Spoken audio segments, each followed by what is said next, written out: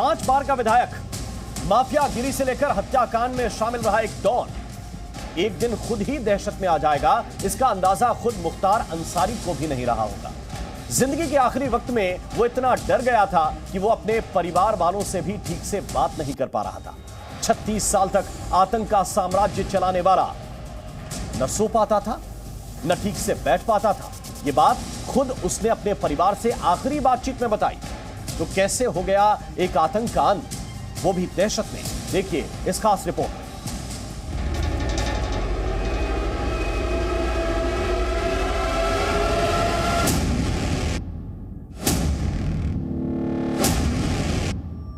मुख्तार की मौत, 36 साल के आतंक का अंत। ये चंद तस्वीरें बता रही हैं कि पूर्वांचल का डॉन और 36 साल से आतंक के तौर पर पहचान बनाने वाला मुख्तार अंसारी कैसे कभी डॉन बनकर दहशत की तस्वीर बन गया था। लेकिन आखिर में ये कुछ तस्वीरें उसके डर, लाचारगी और सहमे हुए इंसान की दिखाती हैं। मुख्तार अंसारी वो डॉन जो कभी कर्फ्यूग्रस्त इलाके में खुली जीप में दबंगई दिखाता था, तो कभी अपने दुश्मन को धमकाने के लिए हर तरह के हथियार का भी इस्तेमाल करता था। लेकिन 36 साल के आतंक के खात्मे से पहले उसने अपने परिवार से जो अपना दर्द बयां किया, वो बताता है कि डॉन कितना डरा हुआ था। एक ऐसे लाचार थके हुए डॉन की आवाज थी जिसे पल पल अपनी मौत का डर खाए जा रहा था। अब आप सुनिए कैसे वो अपने परिवार वालों से हारी हुई आवाज में बात करता है और उसका बेटा उसकी हिम्मत बढ़ाने की कोशिश करता रहा। 18 तारीख से बाद से पाक ही नहीं है, रोजा ही नहीं है, मैं एक वक्त की जमात जी। हम बेहोशी टाइप हो जा रहे हैं। हाँ बाबा, बिल्कुल बहुत कमजोर हो गए आप। हमने देखा, वीडियो में देखा हमने, जब आप डिस्चार्ज हुए हैं तो न्यूज वाले दिखा रहे थे। पापा भी यहीं कोर्ट में ही हैं, हम मुलाकात की परमिशन करा रहे हैं, यहाँ डालीबाग वाली को अदालत में हैं हम यहाँ लखनऊ में, और मऊ से भी दरोगा अंकल भी करा रहे हैं। अगर परमिशन आज हो के नकल मिल जाएगी तो कल हम मिलने आएंगे आपसे। हम बैठ नहीं पा रहे हैं बाबू, और हम समझ रहे हैं पापा, बिल्कुल समझ रहे हैं। बिल्कुल तो दिख ही रहा है कि बिल्कुल जहर का सब असर है पापा, लेकिन अल्लाह बहुत बड़ा है। हम लोग पढ़ के दम कर रहे हैं आप पे, आप बहुत जल्द सही हो जाएंगे इंशाल्लाह। किसी भी तरह हिम्मत करके पापा फोन कर लिया करिए रोज। आपकी आवाज सुन के जान में जान आ गई हम लोग के। हाँ बाबू, हम अल्लाह अगर जिंदा कभी रखे होगा तो रूह रहेगी। और कभी मूंछों पर ताव देने वाला, कभी बंदूक का शोर सुनाने वाले की आवाज धीमी पड़ चुकी थी। 65 मुकदमे और 8 बार की सजा भोग रहा मुख्तार अपनी क्राइम कुंडली में अब नया चैप्टर नहीं जोड़ पाएगा। यही डॉन 2005 में हुए मऊ दंगों का आरोपी रहा और कृष्णानंद राय हत्याकांड का भी मुख्य आरोपी रहा। अब आपको मिलवाते हैं उस पुलिस अधिकारी से जिसने 2004 में मुख्तार अंसारी पर पोटा लगाया था। लेकिन मुख्तार की दबंगई के चलते अधिकारी को पोटा कानून के तहत कार्रवाई से भी पीछे हटना पड़ा था। जो हम लोगों ने अच्छा कार्य किया था वो बैड वर्क में हो गया। पोटा कानून एग्जिस्ट करता था, वो लगाया था। मुलायम सिंह नाराज हो गए, उन लोगों ने कहा कि इस कानून को हटाओ, ये पोटा नहीं लगेगा। वो सरकार में थे, मुख्यमंत्री थे, जो भी चाहे कर सकते थे।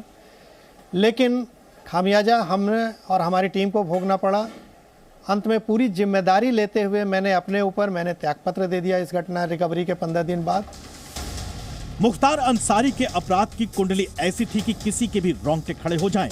अपराध की आड़ में उसने अकूत दौलत बनाई थी। मुख्तार अंसारी गैंग के नाम पर करीब 155 एफआईआर दर्ज हैं। उसका खौफ ऐसा था कि बगैर उसकी मर्जी के पूर्वांचल में कोई भी ठेका या व्यवसाय दूसरे को नहीं मिल सकता था। मुख्तार अंसारी, उसका गिरोह ठेकेदारी, खनन, स्क्रैप, शराब, कोयला कारोबार, रेलवे का ठेका और मछली का अवैध कारोबार भी चलाता था। मुख्तार के नाम पर कई बेनामी संपत्तियां भी थी। आज भी मुख्तार गैंग की अवैध और बेनामी संपत्तियों की लगातार पहचान की जा रही है। जैसे जैसे मुख्तार गैंग के सदस्य गिरफ्तार हो रहे हैं, अवैध संपत्तियों का भी खुलासा हो रहा है। करीब 2.5 साल से बांदा जेल में बंद पूरब का माफिया मुख्तार अंसारी अब 6 फीट 6 इंच की कब्र में दफन होने वाला है। 3 दिनों से बीमार चल रहे जेल में बंद माफिया मुख्तार अंसारी की तबीयत गुरुवार रात अचानक बिगड़ गई थी। Bureau report, Zee Media. Mafia don Mukhtar Ansari के पास अकूत अवैध संपत्तियां बताई जाती हैं, जिसकी जांच आयकर विभाग समेत पुलिस लगातार करती आई है। अब आपको बताते हैं कि एजेंसियों के मुताबिक माफिया डॉन मुख्तार अंसारी के पास करीब 1200 करोड़ रुपए की प्रॉपर्टी है, जिसमें से 608 करोड़ की प्रॉपर्टी या तो जब्त की जा चुकी है या फिर उसको ध्वस्त किया जा चुका है। उत्तर प्रदेश में योगी सरकार ने मुख्तार के 2100 करोड़ रुपए के अवैध बिजनेस को भी बंद करवाया है। वहीं इसमें मुख्तार के गिरोह की 215 करोड़ रुपए से ज्यादा अवैध कारोबार को भी पुलिस बंद करा चुकी है। आयकर विभाग ने 127 करोड़ रुपए की 2 दर्जन बेनामी संपत्तियों को भी चिन्हित किया है।